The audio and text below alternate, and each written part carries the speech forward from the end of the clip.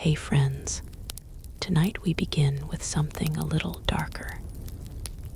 A time of plagues, punishments, and pottage. We're slipping back into the raw, unfiltered truth of the Middle Ages. Forget the tales of gallant knights and noble queens. Forget Hollywood's castles and chivalry. The truth: you probably wouldn't last a single day. So before you get comfortable, hit the like button.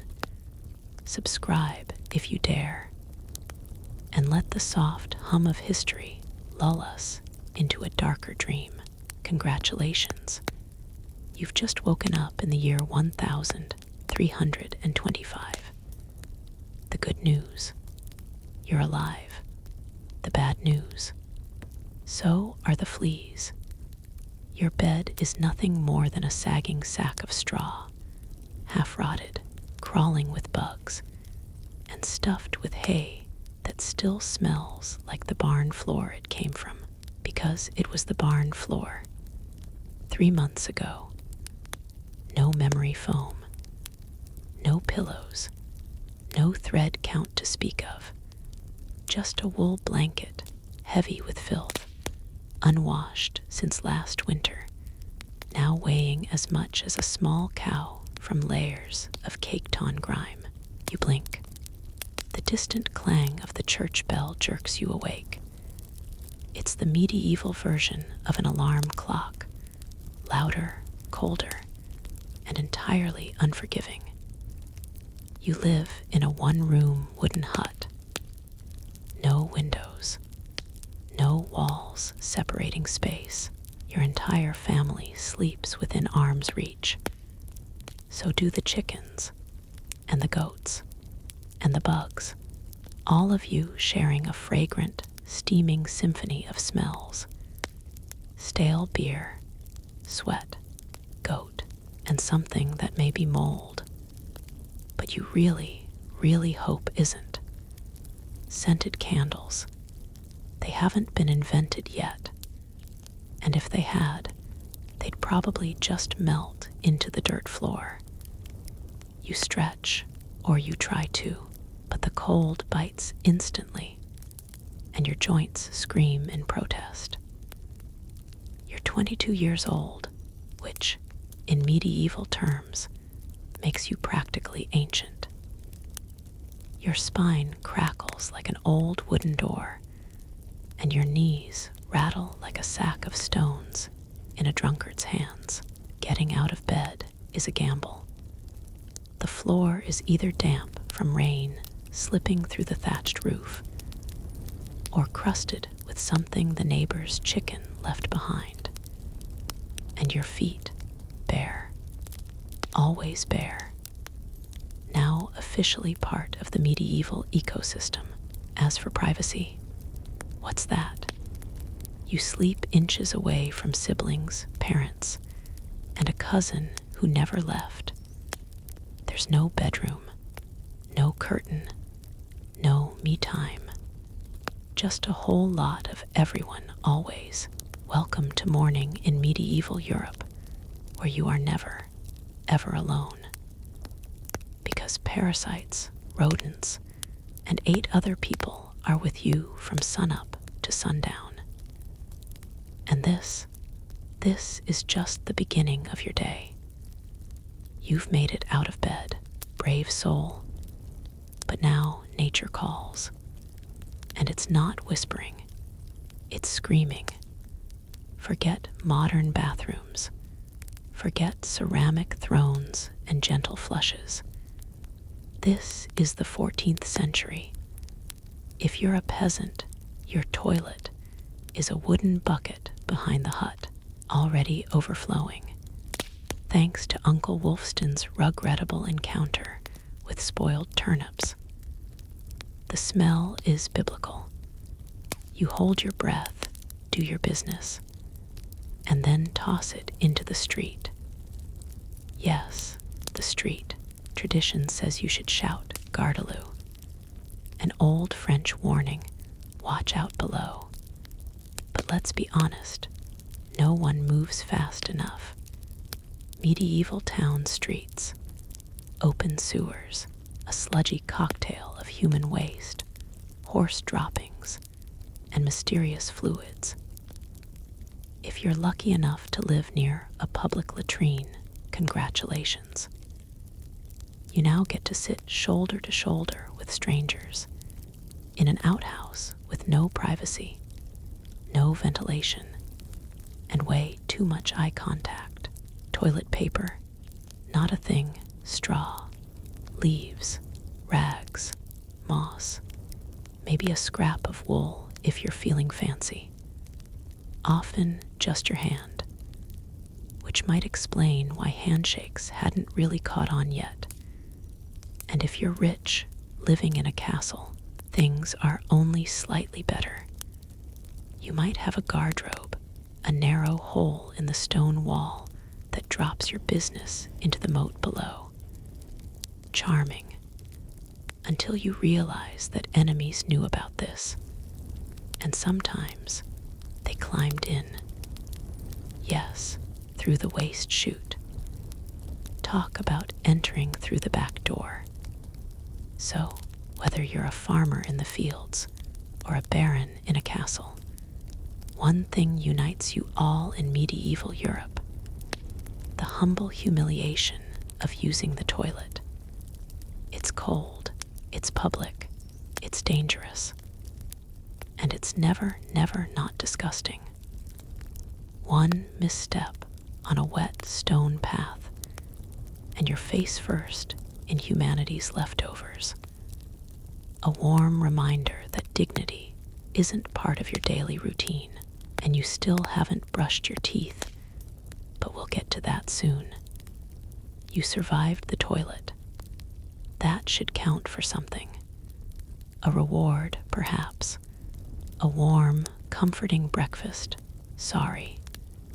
This is the Middle Ages. Comfort doesn't live here. Breakfast, if you can call it that, is a grim little ritual. No eggs Benedict. No buttered toast. No steaming coffee rising like a promise from a modern machine. You squat near the hearth, cold creeping in, and cradle a wooden bowl of something that looks like it was scraped from a muddy boot. Welcome to your morning portion of pottage. A gloopy stew of grains, root vegetables, and if fortune smiles, a lonely bean or two.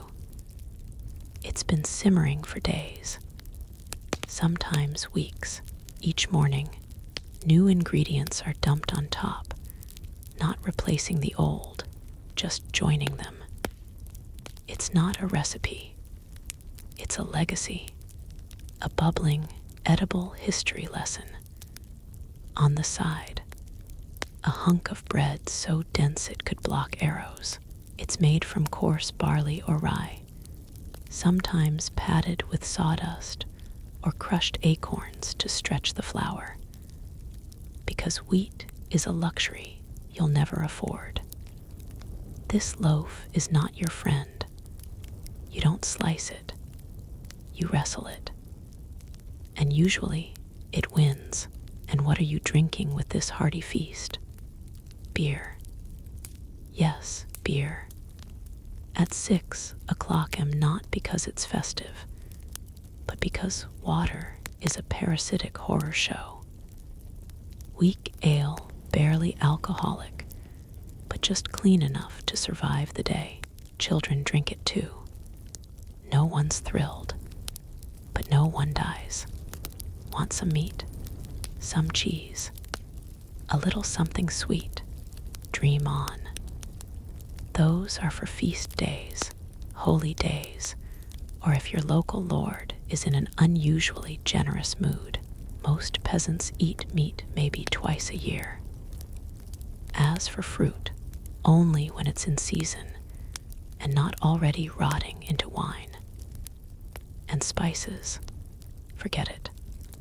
A pinch of pepper costs more than you make in a month. Salt is so precious. It's locked away like treasure. So you chew your gritty bread. You sip your lukewarm medieval beer, and you try very hard not to think about the rat that may have visited your pottage bowl during the night. Breakfast doesn't fuel you. It just happens to you. And now, thinly nourished and emotionally defeated, it's time to get dressed. Not that it'll help. Your wardrobe consists of one outfit. One, a scratchy wool tunic if you're lucky, or a linen shift if you're slightly luckier. You've worn it every day through every season for months, maybe years. There's no such thing as fashion, just survival. Just wear this until it disintegrates or infects you. Underwear, optional. Maybe a linen undertunic if you're blessed. More likely, you're going fully commando under layers of sweat-soaked wool stitched together by someone who's never even heard of a seam. There's no soap, no detergent, no washing machine. If you want to wash your clothes, you haul water from the river, heat it over a fire, scrub with ashes, and pray for a sunny day to dry them. A rare guest indeed. Shoes, if you own them, they're made of rough leather, poorly stitched, and offer as much support as a flattened fig. Most peasants go barefoot, through mud, through manure, through sharp rocks and mysterious puddles of potential disease. All of this leads to one painful reality. Your skin hates you. It itches. It burns. It crawls with life, not metaphorically, but quite literally. Fleas, lice, bed bugs, they don't visit. They live on you. They nest in your hair, in your clothing, in your soul. Even nobles itch. Even monks scratch. Even children are tiny, walking farms for tiny, walking bugs. No one escapes. You might be chatting with the village priest while absent-mindedly scratching your armpit with a wooden spoon. He won't blink. This is normal. Your scalp is a battlefield. Your limbs are raw. Your whole body a fragile truce between you and the insects. And if a rash appears, well, that's just life. No doctor, no ointment, no soothing voice telling you it's just eczema. It's probably scabies, but you'll never know. You'll just carry on, because that's what peasants do. In the glorious, grimy grind of medieval Europe. So, you just keep on suffering. And if by some miracle you don't get an infection from that rash, congratulations, you now have a new companion. A red, burning, itchy little sidekick who'll be staying with you for the next 6 months. Uninvited, unrelenting, unbothered. Now that you're dressed in layers of damp wool and discomfort, it's time to head outside, to begin the noble tradition of working yourself slowly to death. But first, smile. No, of course not, because in the Middle Ages, smiling is a dangerous game. Not emotionally, dentally. There's no toothbrush, no toothpaste, no mouthwash, no floss, no electric whirring or minty rinse. Oral hygiene is as neglected as bathing, and that's saying something. Some folks might chew on twigs. Others rinse with wine or vinegar. But most, they let their teeth fend for themselves. And trust me, those teeth are not doing well. By your mid-20s, your smile resembles something excavated from a haunted crypt. Cavities run wild. Gums are inflamed, and those aren't food stains, that's decay. You've got more rot in your mouth than a root cellar in winter. Sugar is still a luxury, an exotic, expensive indulgence, mostly for the nobility. But it's creeping in tiny cakes, in celebratory puddings, in the grinning mouths of aristocrats who can now rot faster than the peasants. And if you're poor, you'll get there eventually, one gritty bowl of porridge at a time. Toothaches are a way of life, a constant, dull misery that buzzes like a fly in your brain, sometimes dull, sometimes searing, sometimes so unbearable you seriously consider praying, drinking, or pulling the tooth out yourself. And yes, that was the treatment. No dentists, no Novocaine, just the local barber surgeon, a man who trims beards, drains wounds, and yanks molars with a rusty hook by candlelight. Got an infection? Brace yourself, because without antibiotics, that throbbing tooth could turn septic and kill you. Yes, a toothache could be a death sentence. Today it means a trip to the pharmacy in 1325. It means fever, pain, and your final prayers. And don't expect much relief in your love life either. Kissing is a dangerous business. Bad breath is universal. No one's leaning in for affection. In medieval courtship, your smile doesn't matter. Your teeth aren't your charm. Your land is. Your livestock is. In short, your mouth is a battlefield, and it's losing now that your teeth are buzzing, your gums are pulsing, and your dignity is officially on leave. It's time to go to work. Your real job, the one that breaks your back. There's no office, no desk, no coffee break, no dream of promotion. Your job is simple. Don't die while working endlessly for someone else's comfort. You're a peasant, which means the land you tend belongs to a lord who may not even remember your name. You rise with the sun. You stop when it disappears behind the trees. Your tools, a wooden hoe, a rusted sickle, and whatever bones you haven't yet broken. No weekends, no holidays, only Sunday off, and even that depends on whether you're harvesting, fending off raiders, or praying feverishly that your toe doesn't turn black and fall off. The labor is brutal. Fields are plowed by hand, or with oxen if you're lucky. You dig trenches, sow seeds, pull weeds, haul water, until your spine resembles an old question mark. No one cares if you're tired. No one asks how your mental health is holding up. If you're a woman, double the load. Field work plus homework. You raise children, cook, clean, spin wool, tend livestock, and sleep beside a husband whose lice colony is slowly expanding to your pillow. Children begin helping at age 5.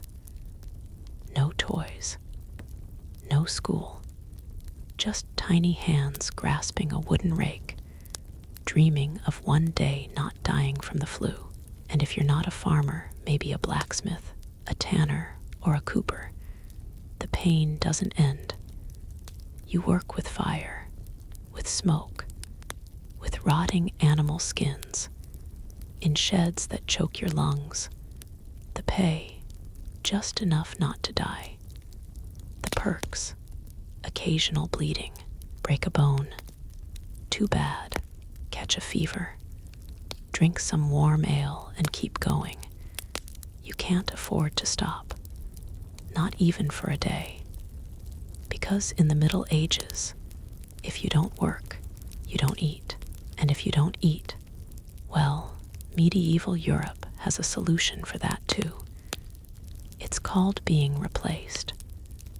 So, you grip your shovel, ignore the blisters, and keep digging. Because here, your job isn't a career, it's a slow-motion endurance test. One where the finish line is usually a shallow grave. And now that your back is aflame from hours in the fields, let's talk about the weather, which in medieval times isn't so much a forecast as it is a punishment schedule issued by the sky itself. Let's start with winter. There's no insulation, no furnace, no mercy, just thin wooden walls with gaps wide enough to throw a chicken through. Windows covered in cloth, not glass. The fire in the hearth. Nice in theory, but firewood is precious, gathering it from the forest. Sometimes illegal. Yes, picking up the wrong stick from the wrong patch of woods could get you fined or hanged. So you wrap yourself in your one damp wool tunic, curl up near the smoldering ashes, and still wake with your nose frozen.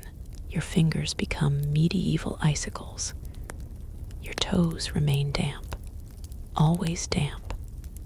Frostbite isn't diagnosed, it's just called bad luck.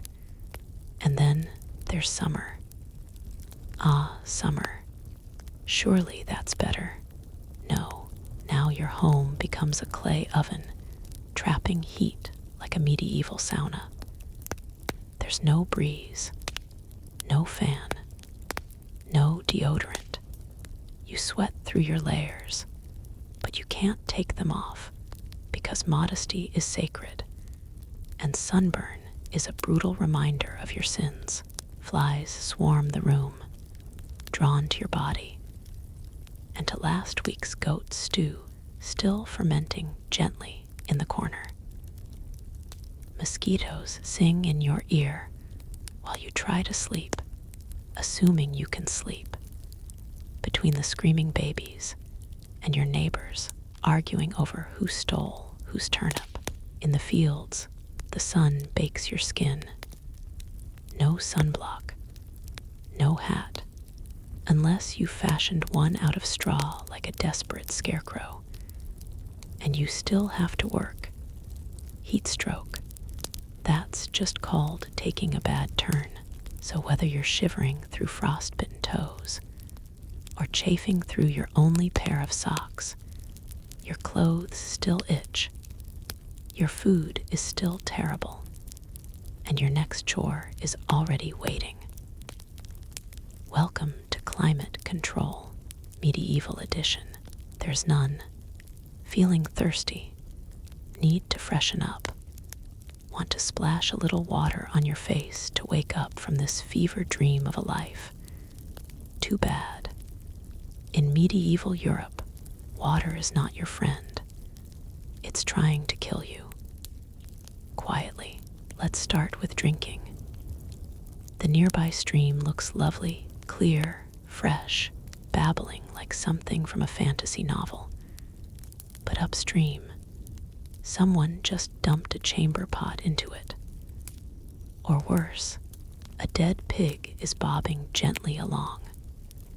Parasites, bacteria, and every invisible nightmare in Europe wait for you in every sip. That's why people drank beer. Even children, not to party, but to survive. It was small beer, weak in alcohol, strong in boiled safety, better than whatever flowed through the town ditch. Wine, only if you were rich, and if you didn't mind being tipsy before breakfast. Bathing, theoretically, Yes, practically, almost never. People believed washing opened the pores and let disease in. You were safer, they thought, with a protective crust of grime. Your own personal dirt armor. Bathhouses did exist, communal, steamy, and lively. But they soon earned reputations for gossip, scandal, and extracurricular sin, so the church stepped in and shut many down. Even if you wanted to bathe, it was a production. Haul water, boil it, pour it into a leaky wooden tub. Hope no one used it before you, or worse, after. Rainwater collected in barrels, delightfully seasoned with bird droppings, insects, and slime.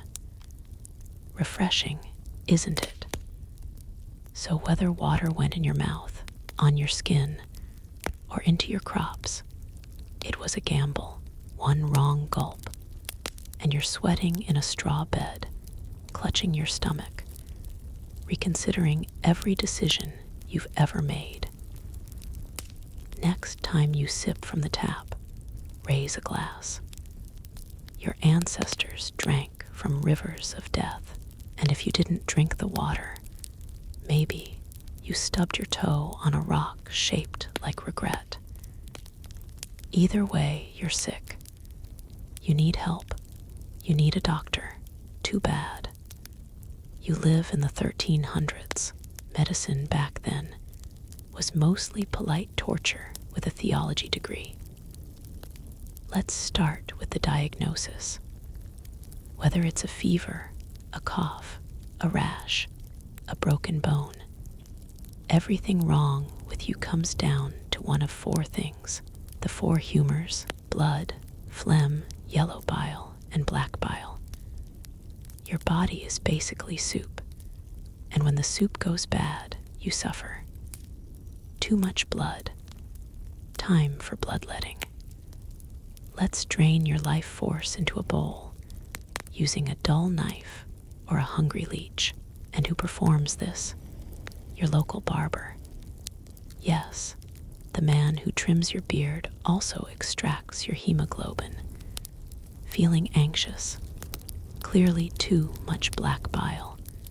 Take a laxative, maybe a herbal purge, or just pray while your family avoids eye contact and someone starts carving your coffin. Break a bone. Get a deep wound. There's no anesthesia, unless you count passing out from the pain. Surgical tools are sterilized over fire, not to cleanse them, but to look intimidating. Germ theory doesn't exist. Disease, that's God reminding you that you've been sinful. A stomach ache must be lustful thoughts, time for confession and convulsions. If things get worse, you're prescribed more leeches, a handful of crushed beetles, and a priest for last rites. And if you survive, everyone praises God, the doctor takes credit, and the leech gets a promotion, because in the Middle Ages, medicine wasn't about healing. It was about surviving the cure. And now, after a long day of lice, leeches, and labor, you shuffle home, dreaming of your reward. Dinner, bad news. Your food is probably trying to kill you. There's no refrigeration, no plastic wrap, just salt, smoke, or sheer hope that the cold keeps the meat from growing legs. If you have meat at all, it's fly-covered, brined in suspicion, and likely shared with a rat. Bread is your staple, but even that isn't safe. In bad years, people bulked it with bark, sawdust, even clay, and if it's rye season, congratulations. You might get ergot, a fungus that causes seizures, hallucinations, and sometimes death. It's like eating sourdough laced with LSD and tetanus. Vegetables, only in season. Turnips, always in season. Boiled, mashed, or stewed into yet another bowl of pottage which, if you recall, is a mystery soup that's been simmering since your great-grandfather's funeral. Fruit appears in autumn, but it rots fast. Sugar, so rare it's hoarded by nobles to show off their blackened teeth. Dairy is a gamble. Milk spoils in hours. Butter and cheese survive longer, but they're crawling with bacteria. Still, you eat them because the only alternative is chewing the leather off your boot. And as for flavor, forget cinnamon or nutmeg. Spices are worth more than gold. For the average peasant, seasoning means onions or salt if it hasn't already been locked in a chest by your landlord. If you're lucky, and I mean truly lucky, your evening meal won't betray you. Most nights, it tastes like wet burlap sprinkled with sadness. But in the Middle Ages, food isn't just a health hazard, it's a political gamble. Game animals, they belong to the Lord. Not the good Lord above, but your local landowning one. Caught poaching a rabbit, you could be fined, imprisoned, even executed. Yes, your humble dinner might just get you hanged. So as you sit before the fire, staring into your steaming gray stew, remember, every bite is a risk. But you eat anyway. Because food in this world doesn't nourish. It tests you. It's evening now. You've labored, suffered, and bravely swallowed suspicious stew. You think your day is done. But don't relax just yet. God is watching. So is the priest, and so is your neighbor Agnes, who absolutely will report you if you so much as blink during Mass. In the Middle Ages, religion isn't a part of life. It is life. The church owns your calendar, your laws, your marriage, your funeral, and every moment in between. Think of it as your eternal landlord, and you're always behind on rent. Each day is carved by prayer bells. Morning, noon, night, they ring through town, not as a courtesy, but as a command. Miss a prayer, that's a sin. Forget to bow. Sin. Eat meat on a Friday. Sin. Dream about your neighbor's wife. Double sin. And hell, it's not a vague idea. It's vivid. It's visceral. Rivers of fire. Lakes of boiling blood. Screaming souls. Demons with forks. The church paints it like a mural, and you're in the front row. You can't read the Bible. It's in Latin, a language reserved for clergy monks, and that one noble kid who never had to milk a goat. You rely on the priest to tell you what God thinks. And if he says your sick cow is divine punishment for skipping confession, you kneel harder. Tithes are mandatory. 10% of everything: wheat, eggs, coin, hope. If you have nothing to give, you're not just poor, you're spiritually bankrupt. Holy days, they exist, but they're not for joy. They're for Mass, for fasting, for repenting, for reminding yourself that laughter might just invite lightning. Questioning the church, dangerous. Heretics burn. Witches drown. Blasphemers are flogged. And doubters quickly corrected. So you chant, you kneel, you whisper your soul into the stone walls of the church, hoping that after all this dirt-covered life, your soul might float toward paradise if the priest approves. Because God may be merciful, but the church, not so much. And if you thought being a medieval peasant was hard, try doing it as a woman. All the filth, all the famine, all the fear, plus childbirth, silence, and near total invisibility. Being born female in this era is like being dropped into hard mode with no healing potions and no reset button. From birth, your life is pre-written. Marry young, bear children, serve your husband, die tired, education. Unlikely, unless you're noble and shipped to a convent. Your learning stops right after you master churning butter and patching tunics. Marriage happens early, really early.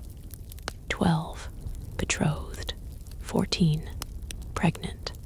Not for love, but for land. Livestock, alliances, your opinion. Not required. Once married, you become property. Your job is to produce heirs, feed the house, manage the hut, and smile through the struggle. Complain, you're a nag, too outspoken, maybe a witch, and that title comes with a free trial by fire, or drowning, depending on local fashion. Childbirth is a coin toss. No prenatal care, no sterile tools, no anesthesia. Midwives do their best. But even a minor issue can mean death for you, the baby, or both. Some women survive 10 pregnancies. Others don't survive 2. But the moment the baby arrives, your work doubles. Now there's a screaming infant in your lice-ridden hut, and you're still expected to nurse, cook, clean, tend the fire, and help in the fields. You don't get a break. You are the break for everyone else. If you're unmarried, you're suspicious. If you're widowed, you're vulnerable. If you speak your mind, you're dangerous.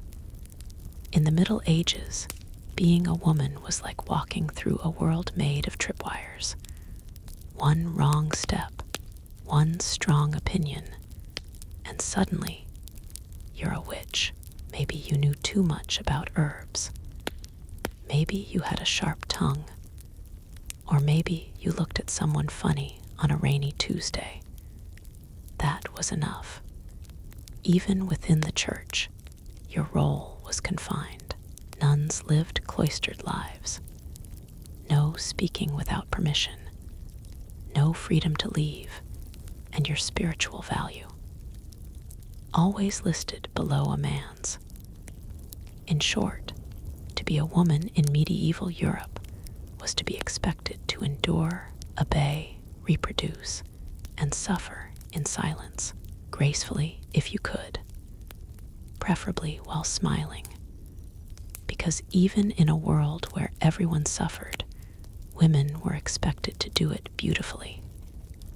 So far, you've battled filth. You've faced hunger.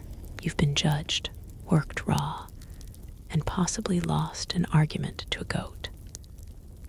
But just when you think your day can't possibly get worse, it does. Enter violence, loud, bloody, and absolutely normal by medieval standards. Let's be clear, this was not a peaceful time. Law and order meant hoping your local lord wasn't in a particularly foul mood. Violence was everywhere.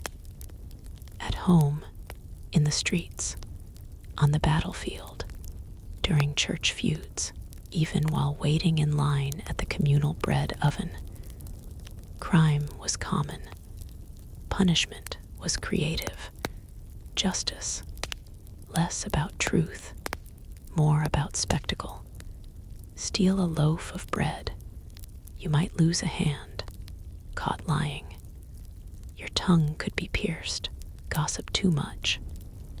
The scold's bridle, a metal mask clamped over your face, with a bar pressed down on your tongue, would do the trick. And if you're accused of something serious, like theft, heresy, or witchcraft, well then, it's time for a trial by ordeal. One version: stick your hand into a pot of boiling water to retrieve a stone. If your wound heals in 3 days, you're innocent. If not, guilty. Another version: you're tied and tossed into a river. If you sink, you're innocent. But also, you're probably dead. If you float, you're guilty. And still doomed. Medieval justice, a game where the prize is survival and the host is actively rooting against you. And if you're sentenced to die, it becomes a public event. Hangings, beheadings, burnings, cheering crowds, children watching, families snacking. It's the 14th century equivalent of cable TV. Domestic violence, considered discipline. Husbands were expected to keep order with fists, if necessary. Street fights were normal. You could be beaten just for locking eyes with the wrong noble's horse. And war, always simmering. A feud, a land dispute, a holy crusade. Someone's always marching off to stab someone for glory, God, or boredom. In the Middle Ages, violence isn't a failure of the system. It is the system. Everyone walks with the knowledge that life is fragile. Justice is a coin toss, and your neighbor might cave your skull in over a borrowed chicken, so you walk carefully, eyes down, and never trust anyone holding a club. By now, you've survived lice, leeches, sickness, starvation, and someone yelling at you in Latin. But there's still one more chapter left: death. Early, unglamorous, unavoidable. If you're still breathing past 40, you're a local legend. They call you the old one, which sounds sweet, but really means you outlived your statistical welcome. The average life expectancy hovered around 30 to 40, dragged brutally downward by infant mortality. Nearly half of all children died before age 5. A cold, a fever, a bad winter. That's all it took. No vaccines, no antibiotics, no medical hope. If you made it to adulthood, you did so exhausted. You began working the moment you could stand upright, and by 25, your knees creaked like monastery doors. Your teeth, gone. Your optimism, faded. Your joints, negotiating surrender. And for women, childbirth was the gauntlet, the monster in the room. No prenatal care, no sterile tools, no pain relief, just prayer, hot water, and someone holding your hand while you bled out onto a straw-stuffed cot. Many women survived a dozen pregnancies. Many didn't survive one. For men, the dangers were different, but just as relentless. War, injury, infection. A simple cut could turn septic. A fever could take you before nightfall. So if you lived long, you weren't just lucky, you were miraculous. And if you died young, well, you were simply medieval. farming accidents, a rusty blade, an infected blister, a neighbor's drunken rage, a crusade that wandered too far into chaos. Even walking to the market could be your last journey if you crossed paths with a bored bandit or an overzealous tax collector. Death came loud, and sometimes it came quietly, a cough in the dark, a fever from spoiled grain, the plague rolling through towns like a black wind, turning cities into graveyards overnight, or famine, a long, hungry silence that stole entire villages by winter's end. Even simple bad luck, a rotten loaf, a tainted stew, could send you into a final sleep, hallucinating and screaming at shadows on your hovel wall. And when it came time to be buried, if you were lucky, someone noticed. No embalming, no polished box, just a shallow hole, a quick prayer, and a mound of earth, if space could still be found in the crowded churchyard.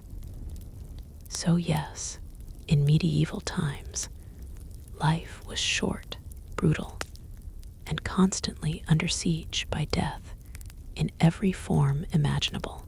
There was no retirement. You simply stopped showing up.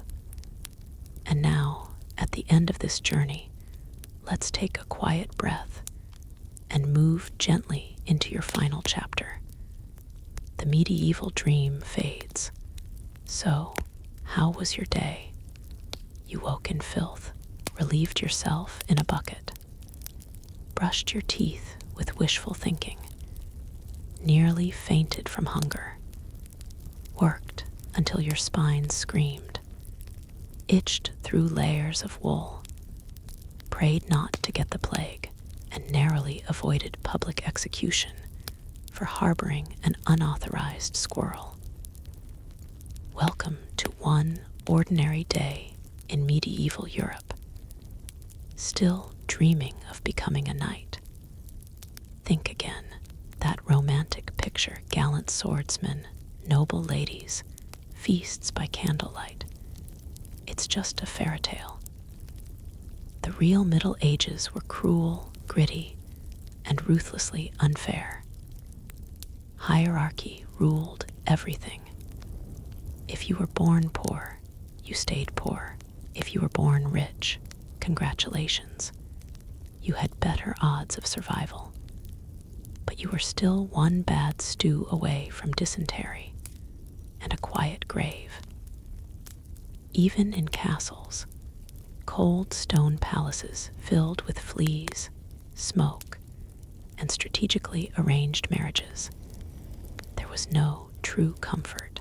You had a fur cloak, a silver goblet, and a 50% chance of dying from an infected splinter. So no, the simpler times were not simple. They were relentless. Every task took longer. Every ache mattered more. Even chewing could be dangerous. And if you somehow found a quiet moment to think, to hope, to imagine a better life, there was little you could do. No upward path, no medicine, no miracle cure, no Google to ask, "What's this rash on my leg?" You lived, suffered, worked, and died within 10 miles of where you were born. But here's the most astonishing part. People still laughed. They sang songs, told stories, fell in love, clung to hope, made meaning where there should have been none. Not because life was kind, but because humans are stubborn like that. Even in the darkest chapters, they carved out moments of light. So tonight, as you slip into your clean bed, beneath your warm blanket, in a world of plumbing, penicillin, and possibility, Perhaps whisper a quiet thank you to those who came before. They fought rats, famine, and feudalism, so you wouldn't have to. And now we shift time. We lift the veil. A new story begins. Long before she was Catherine the Great, Empress of Russia, reformer, icon, she was simply Sophie, born Sophie Friederike August von Anhalt-Zerbst in 1729, the daughter of a minor German noble, from a cold, quiet duchy tucked away in Pomerania. Her family held little power, but Sophie herself, she had something no title could bestow: razor-sharp intelligence, quiet charm, and a hunger not for survival, but for greatness. Her mother, Johanna, was a social climber, calculating and cold. Her father, a distant Prussian officer, offered little warmth. So from the beginning, Sophie learned how to move through shadows. She listened before speaking, watched before acting, read obsessively, spoke multiple languages. She was born in a cage, but she was already testing the lock. And soon, Russia came calling. Empress Elizabeth of Russia was searching for a bride for her heir, Grand Duke Peter. Peter was German-born, and the Empress believed a foreign girl, humble, grateful, moldable, would be easier to control. Sophie was chosen. At just 14, she left her homeland, traveled through snow and silence to the frozen capital of St. Petersburg, wearing thin German fabrics and a diplomatic smile. Her mother pushed her like a chess piece, but Sophie had her own game in mind. To survive in Russia, she converted to Orthodoxy, renaming herself Ekaterina Alexeyevna. Catherine, she didn't just change her faith.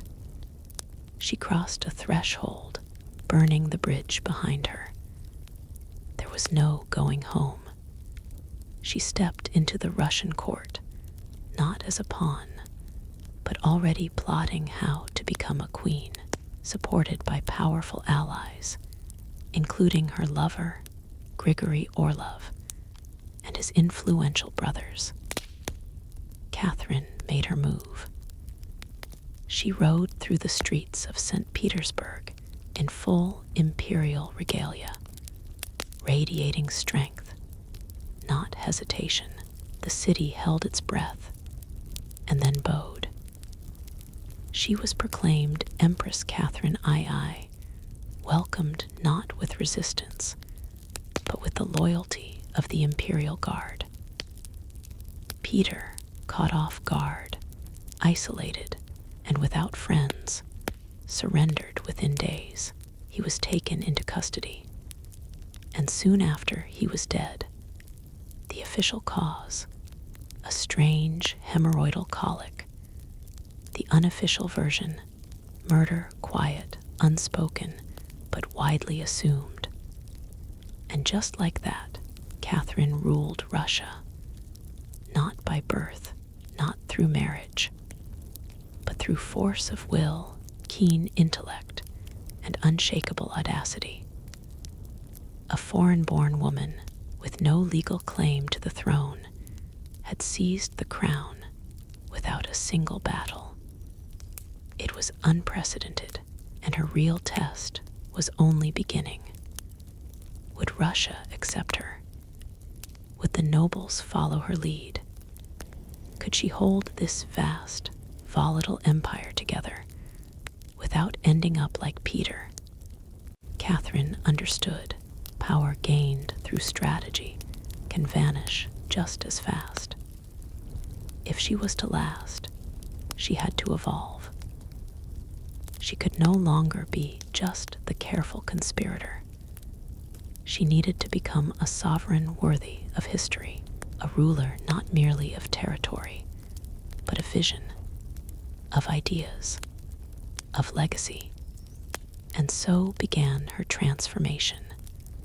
From a whispered plotter to a reforming monarch, from a shadowy player to a radiant symbol of power, Catherine might have sat back surrounded by furs, cushioned by titles. But she didn't. She had something bigger in mind than simply wearing a crown. She wanted to transform Russia, not just militarily, not just politically, but intellectually, where Peter had idolized Frederick the Great and played at war with toy soldiers. Catherine admired Voltaire, Diderot, and the thinkers of the Enlightenment. She believed in reason, in progress, in education, in the notion that a ruler, even an autocrat, was a servant of the people, a steward of civilization. She didn't just read Enlightenment philosophy. She lived it. She corresponded with Voltaire for over 15 years, flattering him, debating him, defending her monarchy, while praising his logic. She invited Diderot to court. She even purchased his entire library, not just to honor him, but to support him. Behind palace walls, she pored over legal texts, penned reforms, and laid out policies designed to modernize a creaking, feudal empire. In 1767, she formed the Legislative Commission, an ambitious plan to rewrite Russia's entire legal code. At its heart was her nakaz, her instruction, a political blueprint in the clothing of a legal manual.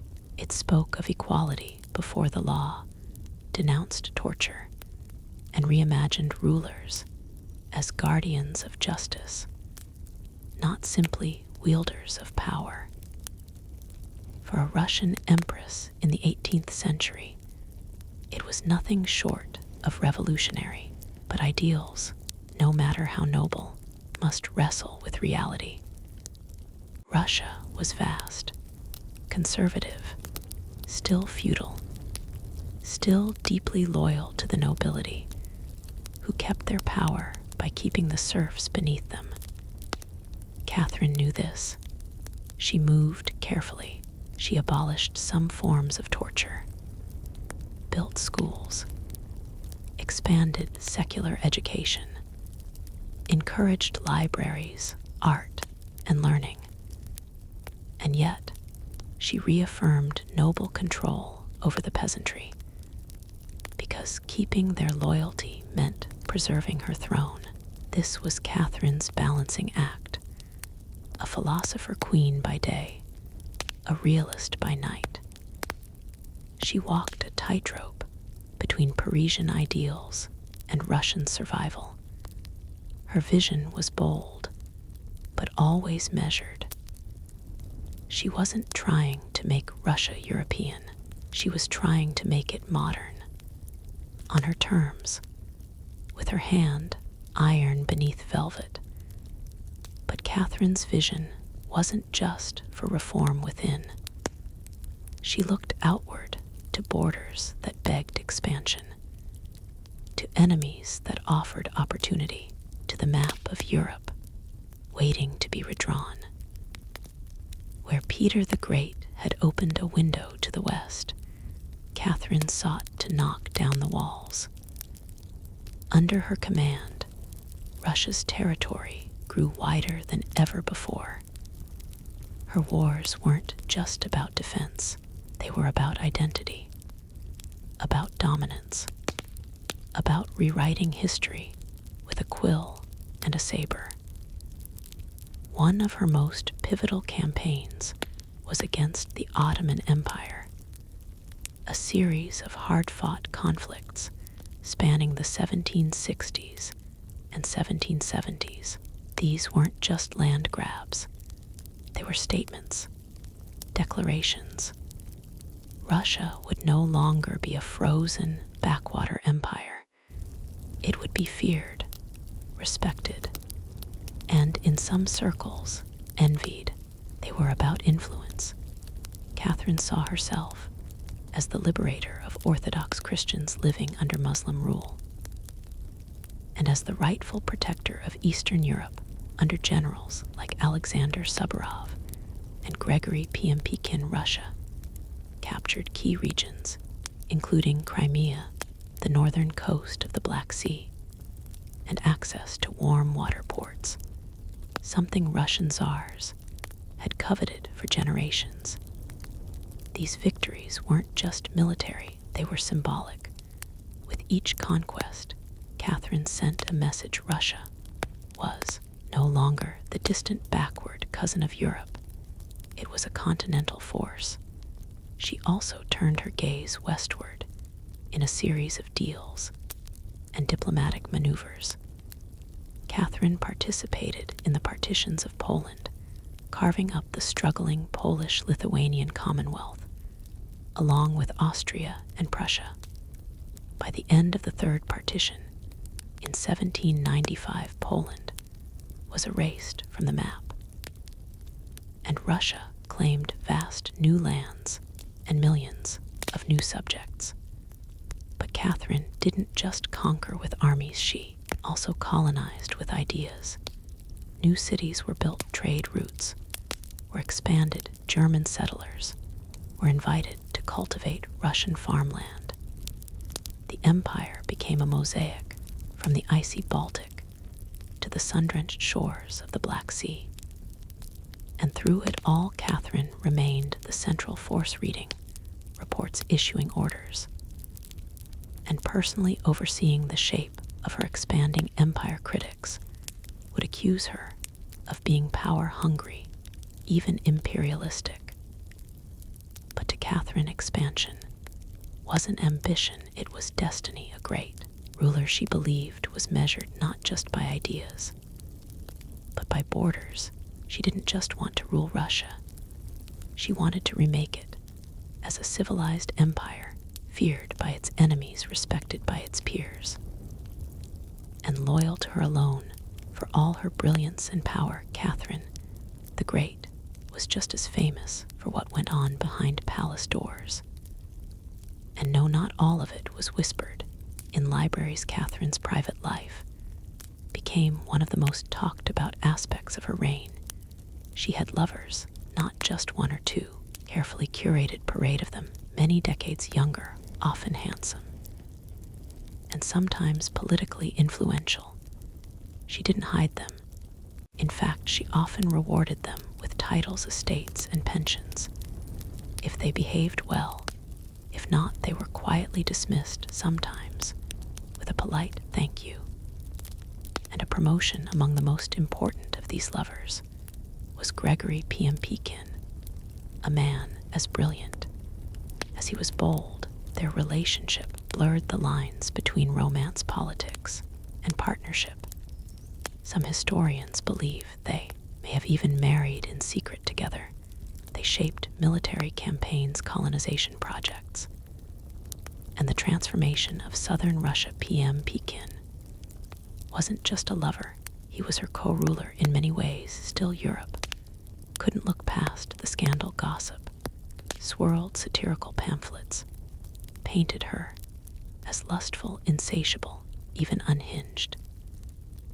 And after her death, the rumors only got worse, the most infamous being the completely false and grotesque tale involving a horse spread by her enemies to smear her legacy. Why the obsession? Simple. Catherine was a woman who wielded power unapologetically. And in a world where female rulers were expected to be either saintly virgins or tragic figures, she refused to play the role. She lived, loved, and ruled on her own terms. And that made her dangerous. Ironically, while her critics painted her as immoral, Catherine herself was deeply philosophical about love and sexuality. She believed pleasure was a natural part of life, and that personal relationships didn't have to threaten public responsibility. She separated emotion from governance, a feat few male rulers managed in reality. Her liaison were often strategic. She surrounded herself with men who were loyal, capable, and politically useful. And when they ceased to be, she let them go, usually with a smile and a generous retirement. Catherine's love life didn't weaken her rule. It was part of her strategy, a blend of passion and power that made her unforgettable, envied and feared for all her charisma and control. Catherine's reign was not without peril. And in 1773, that peril came in the form of a bearded Cossack named Ilan Pugachev. He was no ordinary rebel. Pugachev claimed to be none other than Peter, Catherine's dead husband. According to him, he had survived the coup and now returned to reclaim the throne from the German usurper. It was absurd. Peter was long gone. But to Russia's oppressed and exhausted lower classes, the claim didn't need to be true. It just needed to offer hope. Pugachev promised liberation, an end to serfdom, lower taxes, and land for the common people. His words lit a fire across the Volga River region, especially among Cossacks, peasants, and old believers. In a time when the gap between nobles and serfs had widened brutally, his promises sounded like salvation.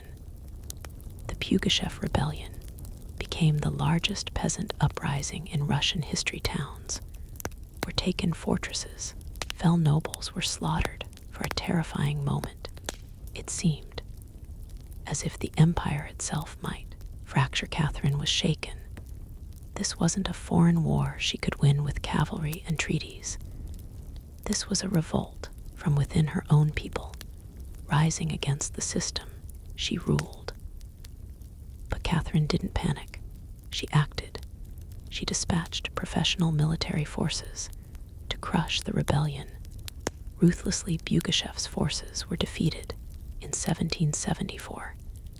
He was captured, displayed in an iron cage, and eventually beheaded in Moscow, a public warning to all who dared follow afterward. Catherine doubled down on order and control. Her dreams of liberating the serfs quietly faded into silence. The rebellion had shown her the limits of enlightenment in a country still shackled by feudalism. She now leaned harder on the nobility, who offered loyalty in exchange for absolute control over their serfs. This was a turning point. The empress, who once quoted Voltaire, now prioritized stability over philosophy. Reform became cautious surveillance. Increased rebellion, even whispered, was to be stomped out before it had breath. Pugachev may have lost his head, but he left behind a warning that haunted Catherine. That power built on inequality could only hold so long before the storm came crashing through. By the time Catherine the Great approached the final years of her life, she had ruled Russia for over 3 decades, longer than any female ruler in Russian history. From the moment she seized power, she had defied expectations, reshaped her empire, and redefined what a woman and a monarch could be. Under Catherine's reign, Russia became true European powerhouse. Its territory expanded by over 200,000 square miles, swallowing Crimea, parts of Poland, and stretches of the Black Sea coast. These weren't just military wins, they were strategic pivots, securing warm water ports and reshaping trade. But her legacy wasn't only drawn on maps. Catherine left a cultural mark. As well, she helped found the Hermitage Museum, amassed one of the greatest art collections in Europe, and corresponded with the greatest minds of the Enlightenment. Her court became a center of sophistication, art, and intellectual ambition in a country often viewed as backward by Western Europeans.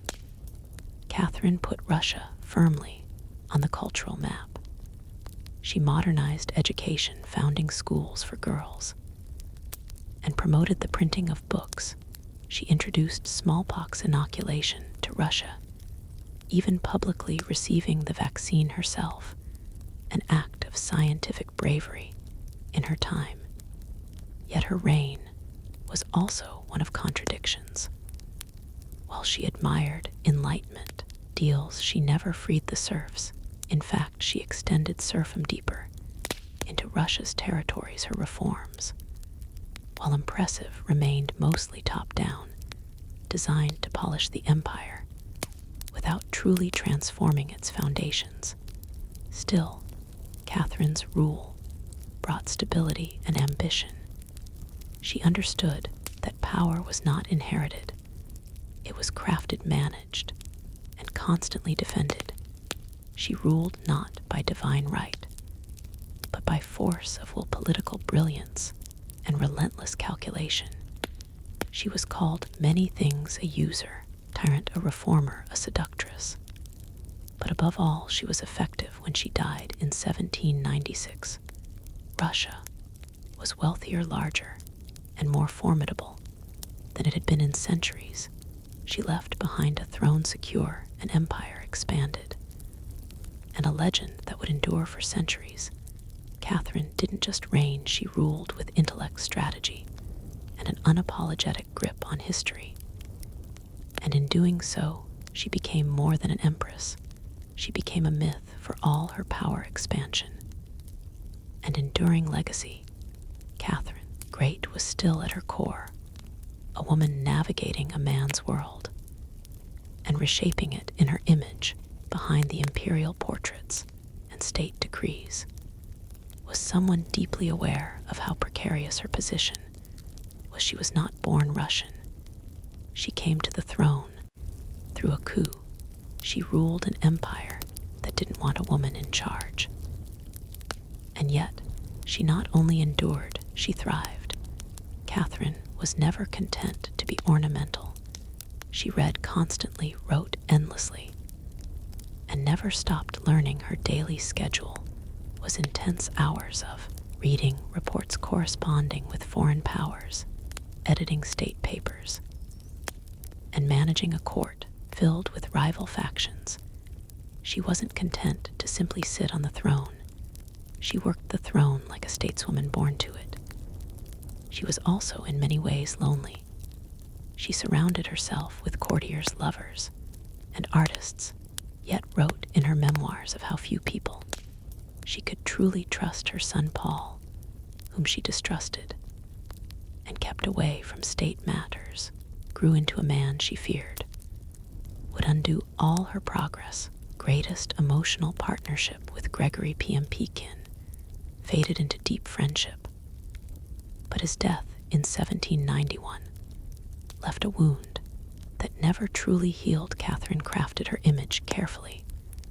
She understood the power of narrative and wielded it better than most monarchs of her age. She posed as mother of Russia, enlightened monarch, warrior, empress, and lover of the arts. But beneath those roles was a woman who had endured rejection, betrayal, scandal, and rebellion, and kept going. When she died in 1796, she left behind an empire transformed, but also questions. Could she have done more to end serfdom? Were her Enlightenment ideals compromised by politics? Was she more reformer or ruler? History remembers her by the title. She never gave herself the great. It wasn't because she was flawless or kind or just. It was because she took power and wielded it on her own terms in a time and place where women weren't supposed to have any. She didn't just wear the crown, she rewrote what it meant to deserve one. In the humid depths of the Chiapas jungle in southern Mexico, The ruins of Palenque whisper stories from the ancient Maya world. Towering temples rise above the canopy, their limestone faces eroded by time, but still brimming with secrets. And in 1994, one of those secrets revealed itself. A team of Mexican archaeologists, led by Fanny Lopez Jimenez, was surveying Temple 3, a relatively modest pyramid next to the more famous Temple of the Inscriptions, the burial site of the mighty King PL. The great temple, the throne, wasn't expected to hold much until they noticed something odd, a sealed hidden chamber beneath the structure. No looters had touched it. It was pristine when the archaeologists broke through and lowered themselves inside. They found a stone sarcophagus resting in silence. The air was heavy with the weight of centuries. As they opened the lid, red dust rose like smoke, brilliant, shocking red. The interior was covered in powdered cinnabar, a toxic mercury sulfide used ceremonially by the Mir, and lying within that crimson cloud was the skeleton of a woman. She had been buried with care and reverence. Her bones were fragile, but intact, her skull still wearing a jade mask, and her body surrounded by rare offerings, necklaces, diadems, ear spools, all crafted from jade and shell. Everything about the burial screamed royalty. Yet no name was inscribed, no glyphs identified her. It was one of the richest female burials ever found in Mesoamerica. And yet, it was a total enigma. Why was she buried in red powder? Who was she? Was she a queen, a priestess, or perhaps even Pal's wife? The researchers called her the Red Queen, and the name stuck. But even with modern forensics, they couldn't say for sure who she was, only that she had lived around the 7th century, during the golden age of Palenque. Unlike most Maya tombs, hers had been hidden untouched and purposefully isolated. Her burial wasn't just ceremonial, it was spiritual. This woman wasn't meant to be remembered with words. She was meant to be remembered through ritual, through color, and through the mystery she left behind. The most haunting feature of the Red Queen's tomb wasn't her jade jewelry or the silence of the sealed chamber. It was the red dust. A thick layer of powdered cinnabar covered everything: the sarcophagus, the walls, her bones, even the offerings around her. It clung like blood to stone to the mayor. This was no accident. Cinnabar, made from crushed mercury sulfide, was one of the most sacred and dangerous substances in the ancient world. Its vibrant red color wasn't just visually striking, it symbolized blood rebirth and the life force that connected the human and divine realms. Red was sacred. It was the color of sunrise, of sacrifice, of life emerging from death. And it wasn't just symbolic, it was spiritual. Covering the dead in cinnabar was a ritual meant to transform the body, preserving it not for eternity, but for transition. In Maya belief, death wasn't the end, it was a passage, a crossing into another cosmic layer. And so the Red Queen, whoever she was being prepared not just for burial, but for deification. But there's another layer to this cinnabar. Is toxic. Repeated exposure can lead to mercury poisoning, tremors, hallucinations, even death. The Mer likely didn't understand the chemistry, but they felt its potency. It was volatile, powerful, dangerous. To bathe the corpse in it was to declare this person was no ordinary mortal. In Palenque, very few were buried with cinnabar. Pal the Great, the mighty king, whose pyramid dominates the site, was one. His body, like hers, was also saturated in the red powder that detail alone drew speculation. Was the Red Queen his wife, his mother, or someone of equal divine status? Her skull had been placed on a layer of jaguar skin, another sacred symbol, around her bone needles, obsidian blades, and miniature jade figurines hinted at rituals performed either during her life or in her honor at death. Every part of her burial told a story, without words, a story of power cloaked in secrecy, a woman prepared to cross into the underworld, not in silence, but in ceremony drenched in the color of sacrifice.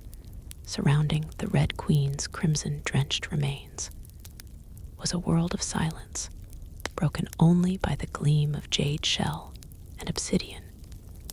These were not mere ornaments, they were offerings, each one carefully chosen to accompany her on the journey to the Maya afterlife. The Sibalba at her sides were jade necklaces, heavy and cold, their polished surfaces still radiant after 300 years. Underground jade was not just beautiful, it was sacred. The Maya considered it a symbol of eternal life. It represented the green of maize, the vitality of the jungle, and the breath of the gods. Only the elite were buried with jade. For the Red Queen, it covered her chest, wrists, and ears, a clear sign that in life she wielded influence, perhaps even divine favor. One of the most haunting objects was the Jadirari mask, placed delicately over her face. Unlike the golden death masks of Egypt, this one was subtle, constructed from dozens of tiny mosaic tiles, arranged to mimic the contours of her skull. The mask served a ritual function, to protect the soul, to preserve identity, and to present her as divine in the eyes of the gods. Scattered near her bones were bone needles, obsidian blades, and shell artifacts. These could have been tools of ritual or symbols of her status as priestess, healer, or royal matriarch. One bone pin was engraved faint but purposeful, a small echo of her voice, lost to time. At her feet and along the edges of the tomb were ceramic vessels, still sealed, likely once filled with offerings, food, drink, or incense, to sustain her spirit beyond death. The mayor believed the afterlife was a journey, dangerous, layered, filled with challenges. These items weren't luxuries, they were necessities. To modernize the tomb feels intimate, not overloaded, but intentional. There was no gold, no chariots, no pomp, just items chosen with spiritual weight. It was a map for the soul. Through these treasures, we glimpse how the mayor understood death not as finality, but as a transition of power. The Red Queen wasn't buried to be forgotten. She was being prepared to ascend. For all the grandeur of her tomb, the Red Queen left behind one haunting void. No name, no inscriptions adorned her sarcophagus. No glyphs on the walls identified her. She was clearly someone powerful. But who? From the moment her tomb was opened, scholars began trying to connect the dots. The most compelling theory, that the Red Queen was Sakbu-Ar, the wife of Kinish Janab Pal, known today as Pal the Great, the most famous ruler of Palank. Sakbu-Aha was more than just Pal's consort. She was born into nobility and married into Palank's royal dynasty at a young age. She bore at least 3 sons, all of whom held high status, and she played a key ceremonial role during her husband's reign. If anyone could be buried with such honor, it was her. Supporting this theory was the tomb's location, just a few feet away from Pal's own grand burial in Temple of the Inscriptions. The proximity suggests a deliberate pairing, husband and wife rulers, even in death. And then There's the cinnabar. Only 2 burials in Palenque were found with such intense cinnabar coverage, pal. And the Red Queen. It's unlikely this was coincidence. But here's where the mystery deepens. DNA tests were conducted on both sets of remains in hopes of confirming the connection. But the results inconclusive. The woman's bones showed no direct maternal link to Pal. But that didn't rule out spousal relationship. After all, marriage does not require shared blood. Some have argued she could have been Sakuk Pal's powerful mother, who ruled Palenque before he came of age. Others suggest she may have been a high priestess, or a sister, or a royal ancestor, whose name has simply been lost to history's erosion. Still, the evidence points most strongly to Takuau, a queen by title, a mother of kings, and a spiritual counterpart to Pal. The lack of a name may not be an oversight. It may have been intentional. In Maya cosmology, the soul lived on not through monuments, but through ritual symbol and the whispers of the earth. And so the Red Queen remains suspended between legend and truth, a woman who ruled remembered not in stone, but in scarlet and silence. To understand the Red Queen, we must understand the world. She came from a world where Maya women, especially royal ones, held more influence than many realize. In Maya civilization, politics was often a family affair. Royal women weren't merely passive consorts. They were diplomats, priestesses, and power brokers. They conducted rituals, sponsored temples, and played crucial roles in maintaining dynastic legitimacy. Their bloodlines were political capital, used to forge alliances and secure claims to the throne. Take Sakuk, for example, the mother of Pal the Great. When the throne of Palenque was left vacant, she took power herself and ruled as queen regent until her son came of age. She wasn't a placeholder. She was a ruler in her own right, issuing decrees, overseeing construction projects. Without her, Pal may never have risen at all.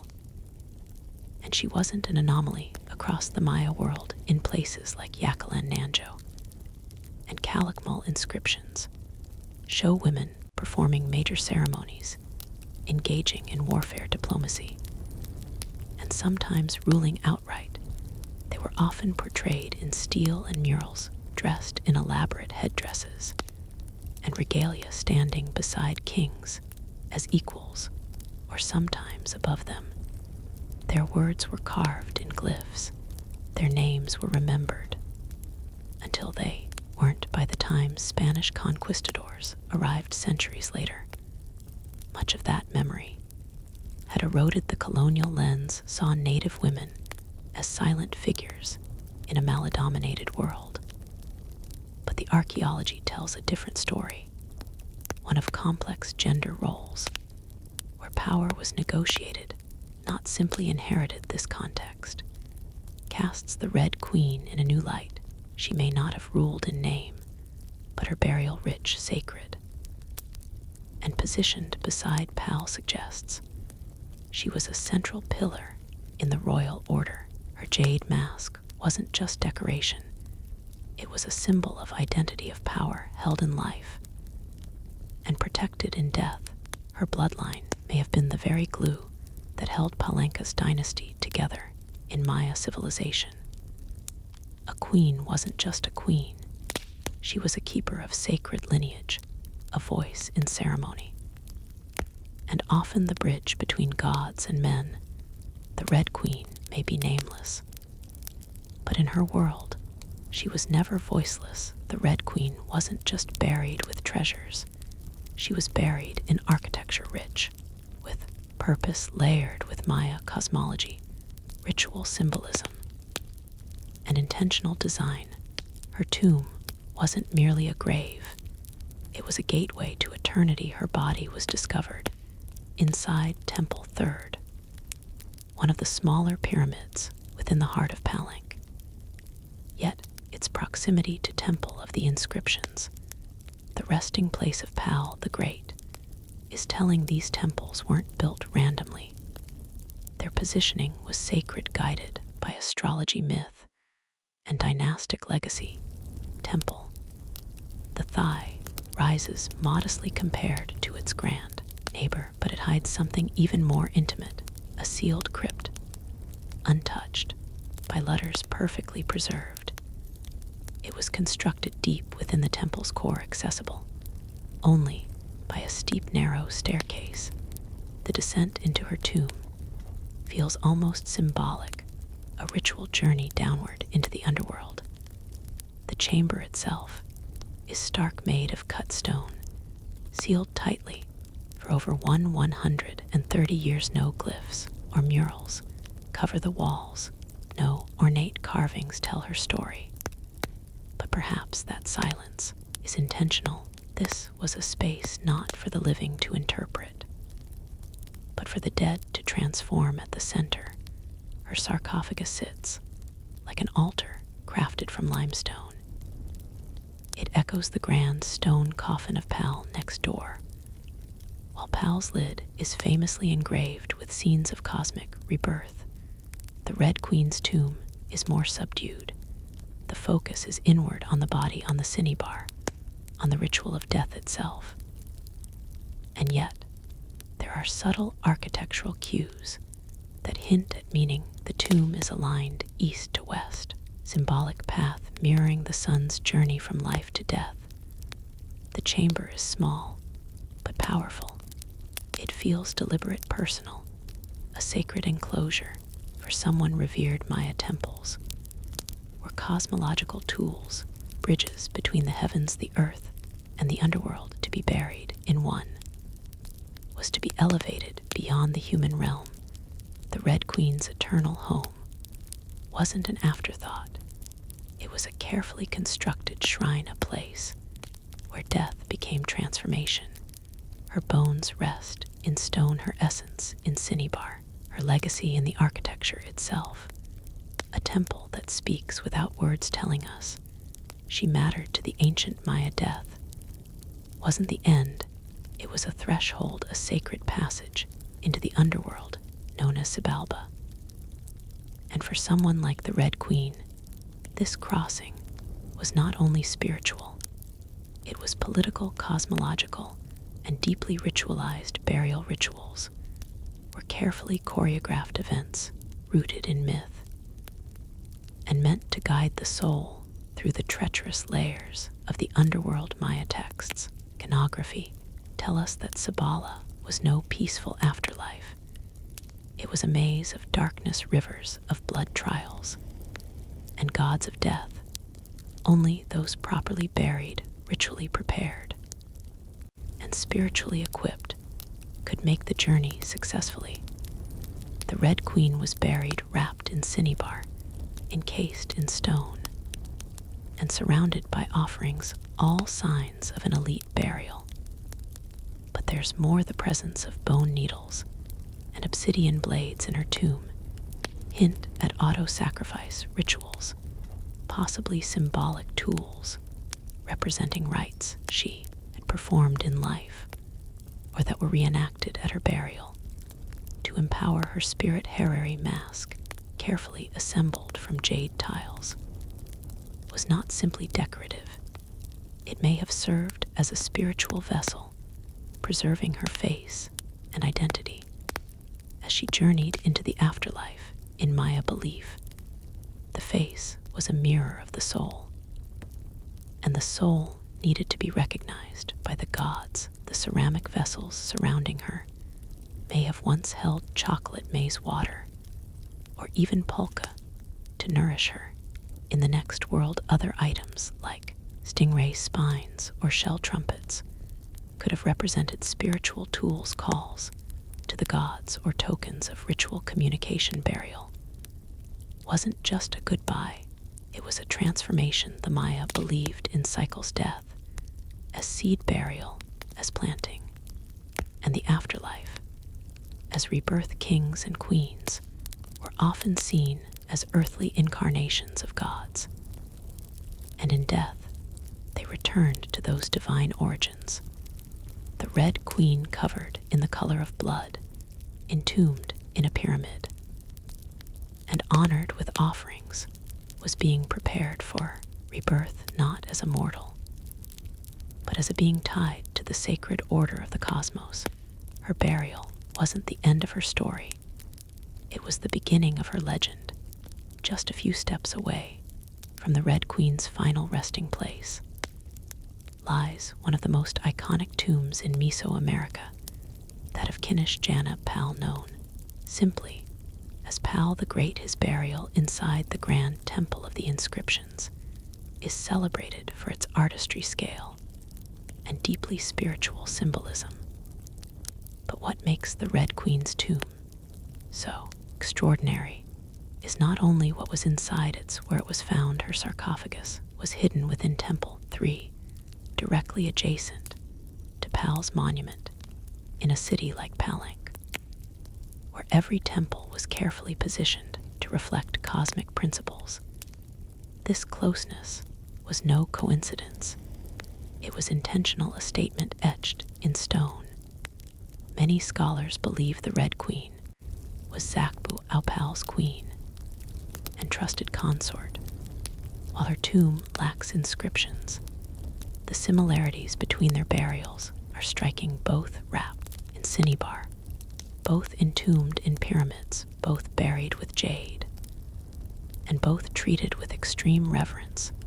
These rituals mirror each other, as if two halves of a sacred narrative. Pal's lid famously depicts him falling into the underworld tree, a cosmic scene of death. And rebirth, the Red Queen's simpler tomb, contains no such iconography, but the symbolism lies in the pairing itself. If Pal represented the sun journeying through the underworld at night to rise again, then the Red Queen may have represented Moon, the feminine force that follows its own mysterious path in the sky together. They embodied a cosmic duality, masculine and feminine, king and queen, sun and moon, order and ritual. In Maya mythology, rulership was not singular. It was relational. Harmony in the cosmos required balance, and that balance extended into the dynastic court. By placing the Red Queen beside Pal, the Maya were preserving not just a marriage, but a cosmic partnership. Their proximity in death may have mirrored their roles. Life, a queen not behind, but beside her king, sharing not just a throne, but a legacy. In their tombs, they speak without words, two souls wrapped in cinnabar and stone joined across eternity. One of history's most sacred silences.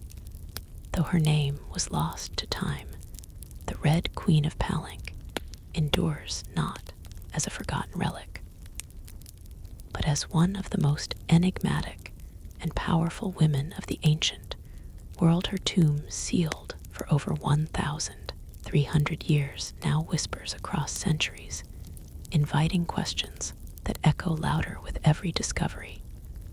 She represents a mystery that still resists full understanding. We may never know exactly who she was. No glyph carved her name, no stealer told her story. And yet the care in her burial, the richness of her offerings, the symbolism of her crimson, drenched bones, all speak of a woman profoundly important, not merely as a wife or consort, but as someone who held real influence, spiritual weight, and royal blood. Today, the Red Queen forces us to reevaluate assumptions. She's a reminder that in the ancient Maya world, women were not silent. They led rituals, governed cities, and shaped dynasties. While kings like Pal have long taken the spotlight, the Red Queen's reemergence reminds us that power did not belong to men alone. It flowed through mothers, queens, priestesses, and visionaries. Her legacy is more than the treasures she left behind. It's the conversation she started among archaeologists, historians, artists, and storytellers. Every jade bead, every layer of cinnabar, every architectural choice in temple that tells us something deliberate. This woman mattered. And perhaps that's the most extraordinary part of her story. Not what we know, but what we still don't. The Red Queen teaches us that history isn't just a collection of facts. It's a living puzzle, a shared human longing to connect with the past. In that sense, her legacy is still unfolding. She lies wrapped in red, the color of life, sacrifice of blood and rebirth. Her face, once hidden behind a jade mask, now stares back at us through science, art, and wonder. She remains nameless, but not voiceless, mysterious, but not forgotten. The Red Queen may have ruled a kingdom in life, but in death, she rules something greater, our imagination. Her tomb was sealed in stone. Her story was written in silence. And still, somehow, she speaks. Frida Kahlo was born on July 6, 1907, in the vibrant district of Coyoacán, then a village on the outskirts of Mexico City. Her childhood home, the Casa Azul, the blue house, was filled with color, contradiction, and quiet strength. It would later become a sanctuary, a battleground, and a museum to one of the most iconic artists of the 20th century. Frida was the third of 4 daughters born to Guillermo Carlo, a German-Hungarian photographer, and Matilda Calderon, a devout Catholic of indigenous and Spanish descent. Her parents were opposites, Guillermo reserved and intellectual, Matilda religious and emotionally distant. Frida would inherit her father's introspection and artistic eye, but also her mother's fierce resilience. As a child, Frida was imaginative, outspoken, and bold. She read voraciously and asked questions most adults didn't want to answer. But at the age of 6, she contracted polio, which left her right leg thinner and weaker than the other, a physical difference she tried to mask with long skirts, but never allowed to limit her spirit. The illness left her bedridden for months and isolated from other children. During this time, she grew close to her father, who encouraged her to exercise, ride bicycles, and stay mentally sharp. Unlike most girls of her time, Frida didn't aspire to become a wife or a homemaker. Her goal to become a doctor. She enrolled in the prestigious National Preparatory School in Mexico City at age 15. One of only a handful of girls accepted there, she stood out not just for her intelligence, but for her rebellious wit, radical thinking, and unique sense of style. She joined a group of young intellectuals known as the Cachaches, who debated philosophy, literature, and politics. Frida was drawn to revolution, to ideas that challenged tradition. But even in those early years, before the bus crash that would define her body, and before the fame that would define her legacy, Frida Kahlo was already painting herself into the world with sharp edges, unapologetic ideas, and an identity too big to fit inside anyone else's expectations. She wasn't just growing up in Coyoacán, she was preparing to remake herself entirely.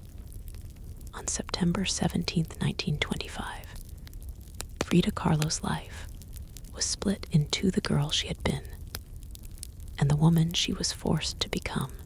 That afternoon, she boarded a wooden bus with her boyfriend Alejandro Gomez Aras after school.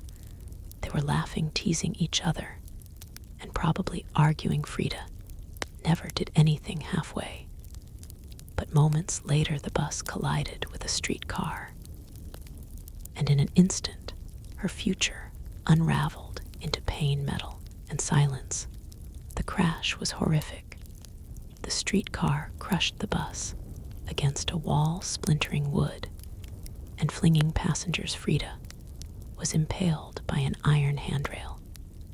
It entered her left hip and exited through her pelvis, her spinal column, fractured in 3 places. Her right leg shattered, her foot dislocated her collarbone, and ribs broke. Her shoulder was dislocated.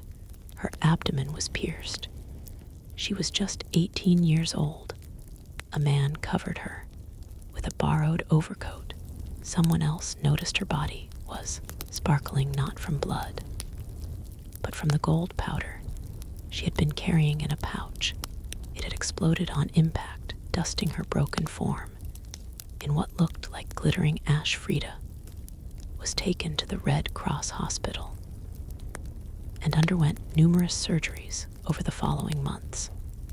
She spent weeks in a body cast, flat on her back, immobile, writhing with infection and uncertainty. The future she'd imagined of becoming a doctor slipped further away with every passing day. But in that stillness, something began to stir. Her father gave her brushes. Her mother rigged a special easel to hang above her bed. A mirror was placed on the canopy so she could see herself, and there, lying in plaster and agony, Frida began to paint, first out of boredom, then out of obsession. Her first subjects were her own reflection, because she was all she had. But what emerged wasn't vanity, it was survival. The crash had broken her physically, but it had also opened a door into her own mind, her own body, and eventually into the real language of pain and identity that would define her art. The girl who wanted to heal others now began healing herself, one brush stroke at a time. As Frida Kahlo lay encased in plaster and steel, a body fighting itself with every breath, she began to paint. What started as a form of therapy soon became a language. And that language was deeply personal, brutally honest, and often hard to look at, which was precisely the point. Frida didn't paint pretty flowers or polite landscapes. She painted pain. Her pain, physical, emotional, and existential. Her first subjects were self-portraits, not because she was vain, but because, as she famously said, "I paint myself because I'm so often alone, and because I am the subject I know best." Her early works were small in scale, painted on tin or wood panels, inspired by Mexican ritos, devotional paintings meant to tell stories of suffering and miracles. Frida turned this tradition inward. Her body became the canvas. Her emotions became the altar. She painted herself, as split, as pierced, as bleeding in one painting. She is impaled by nails like a modern-day martyr. In another, she floats in a barren landscape, tethered to a broken column, a metaphor for her shattered spine. She painted herself being fractured, decapitated, and bare, but never passive, always watching. Her pain was not sanitized. She painted the ugliness of trauma with beauty, defiance, and even humor. Each piece was a reclamation of her body, her experience, and her identity as a woman in a world that often tried to define her. But Frida wasn't just telling her story. She was inventing a new kind of visual narrative, one that blended Mexican folk art, surrealism, medical illustration, and symbolism. Her paintings became dreamlike autopsies of her soul, framed in color, culture, and myth. By the time she recovered enough to walk again, albeit painfully, Frida was no longer the girl who had wanted to be a doctor. She was an artist, and her art was unlike anything anyone had seen. She had taken the worst thing that had ever happened to her and turned it into a source of creation. Frida Kahlo didn't just paint her pain, she made the world look at it. And in doing so, she turned suffering into a sacred act of self-expression. 1928, still recovering, still painting. And just 21 years old, Frida Kahlo met the man who would become the most profound and turbulent relationship of her life, Diego Rivera.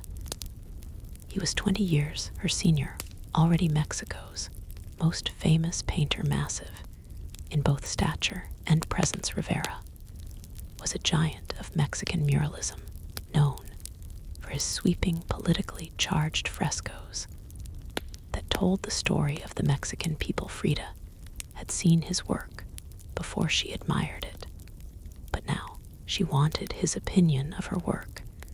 She brought her paintings to him at the Ministry of Education, interrupting his scaffolded work to ask bluntly, "Do I have talent?"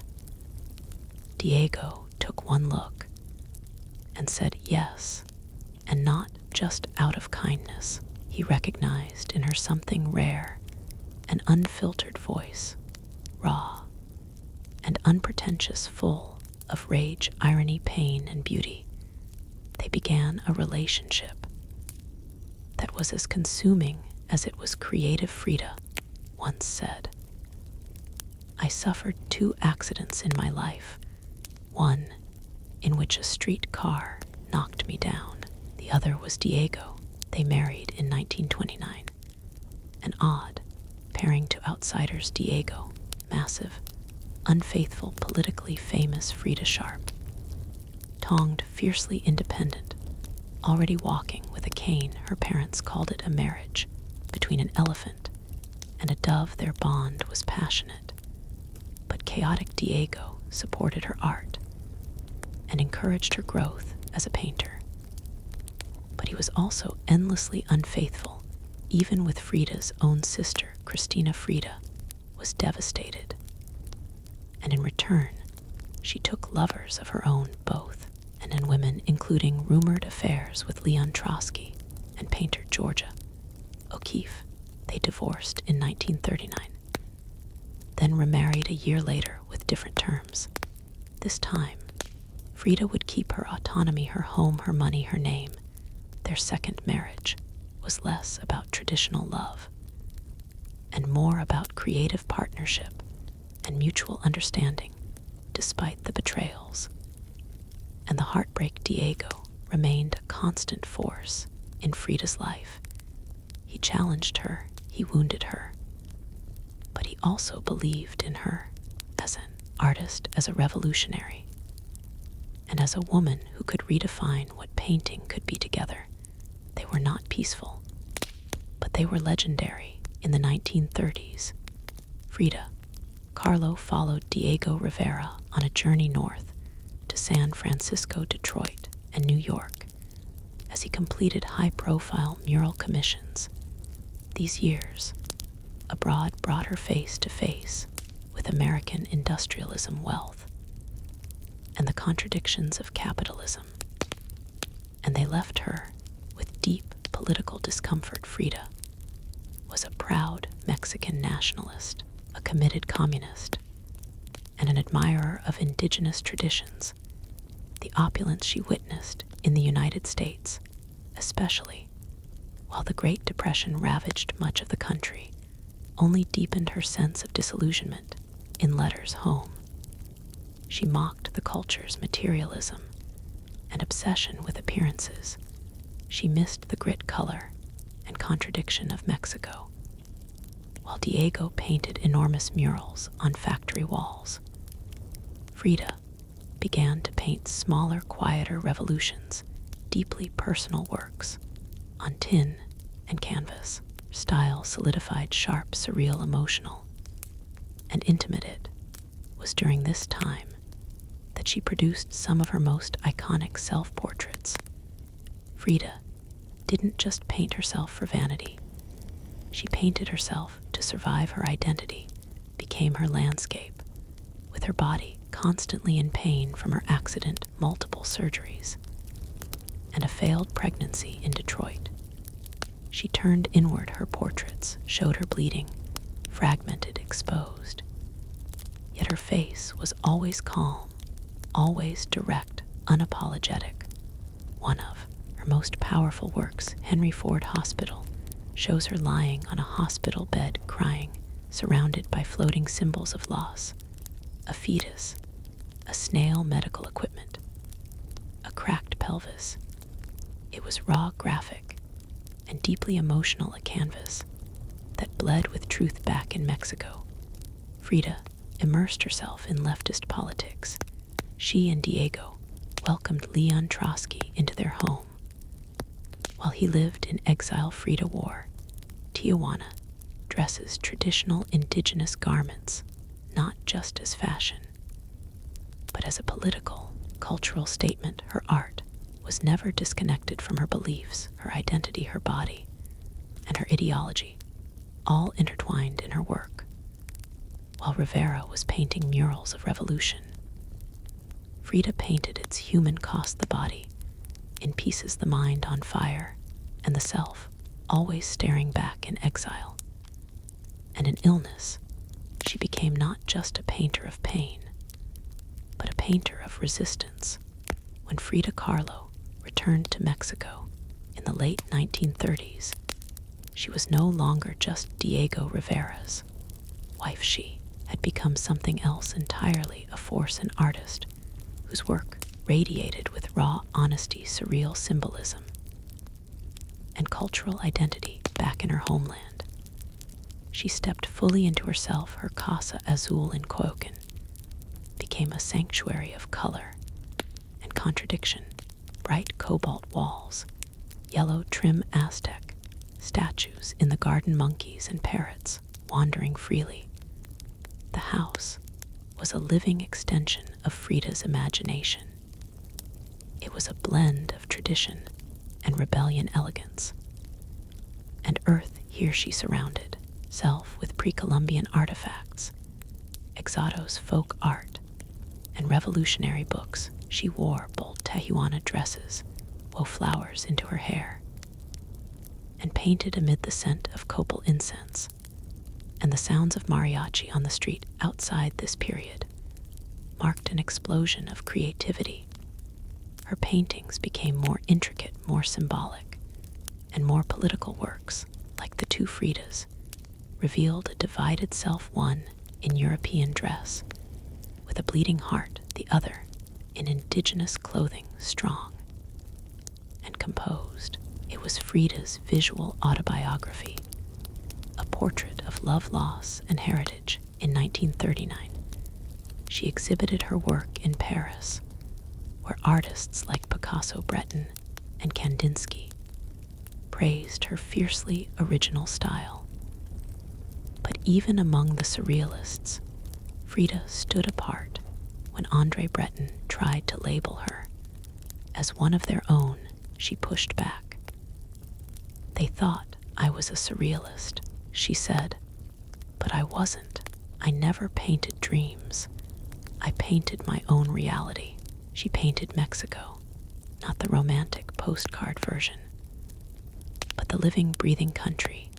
She adored her work, pulsed with symbolism: skeletons, hummingbirds, hearts, thorns, corn, and blood.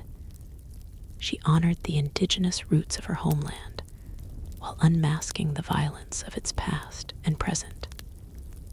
But even as her artistic voice grew stronger, her health continued to decline. Multiple surgeries, infections, and chronic pain became daily realities. Still, she painted through. It propped up in bed, torso bound in corsets, fingers clenched around the brush. Frida had returned to Mexico, not to rest, but to reclaim her power through paint, through politics, and through her fearless embrace of the self. As the 1940s war on Frida Kahlo's body continued to betray her, her spine was deteriorating, her right leg was constantly infected. She underwent more than 30 surgeries in her lifetime, often in grueling succession. At times, she was bedridden for months, encased in body casts, or immobilized by traction devices that stretched her bones apart. But still, she painted each canvas during these years, became both a release and an act of resistance. Her works grew darker, more defiant. She painted with a clarity sharpened by pain, refusing to hide behind metaphor in the broken column. She presents herself split down the middle, her body pierced with nails, a cracked ionic column replacing her spine. Yet her face is stoic, her gaze unflinching. Pain, for Frida, was no longer just a subject. It was her companion, her antagonist, her muse. Her political voice also grew louder. She joined the Mexican Communist Party, marched in demonstrations, wrote fiery letters, and called out imperialism and injustice. When her health no longer allowed her to walk, she appeared at protests in a wheelchair, defiantly holding signs and shouting slogans. In 1953, Frida was given her first solo exhibition in Mexico, a long overdue celebration of her art. But her health was so fragile, doctors told her she couldn't attend, so she did what only Frida would do. She arrived by ambulance, carried in on a stretcher, and placed in the center of the gallery on her hospital bed, dressed in traditional finery. Surrounded by her own work, she greeted guests with tequila laughter, and that fire still burning in her eyes. Her final paintings were both childlike and harrowing. In Marxism will give health to the sick, she painted herself wearing a steel corset, cradled by the hands of Marx, casting away symbols of oppression. Her last known work was a still life of sliced watermelons, one piece bearing the words, "Viva la vida, long live life." Even in the face of death, she remained defiant, joyful, and political. Frida Kahlo's last portraits weren't just self-portraits, they were acts of revolution, painted in pain, but always signed with life. On July 13th, 1954, at the age of 47, Frida Kahlo died. In the same place she had been born, La Casa Azul in Coyoacán. The official cause was listed as a pulmonary embolism, but those closest to her whispered of something deeper. She had been ill, yes, but also exhausted by pain, by surgeries, by the long war with her own body. Just days before, she had attended a political protest against the CIA coup in Guatemala, weak and wheelchair-bound. She insisted on going. Her clenched fist raised in the air. Revolution remained her final heartbeat. Her last diary entry was brief but piercing. "I hope the exit is joyful, and I hope never to return." Frida's funeral was held at the Palacio de Bellas Artes, Mexico's most prestigious cultural institution. Her body, draped in the red flag of the Mexican Communist Party, was watched over by friends, family, artists, and revolutionaries. Diego Rivera was inconsolable.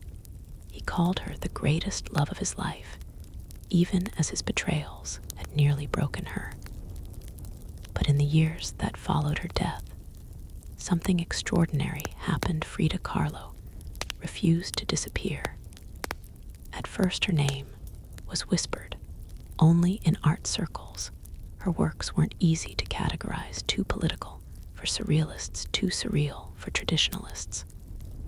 But slowly, her image, her story, and her defiance began to resonate through the 1970s and 1980s.